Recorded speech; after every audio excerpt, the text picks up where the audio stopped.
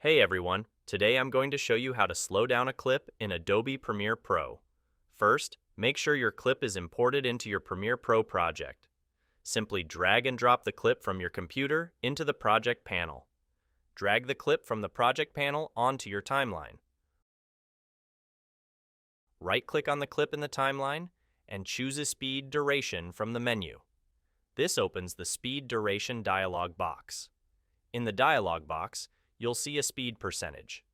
To slow down your clip, reduce this number. For example, setting it to 50% will make your clip play at half speed.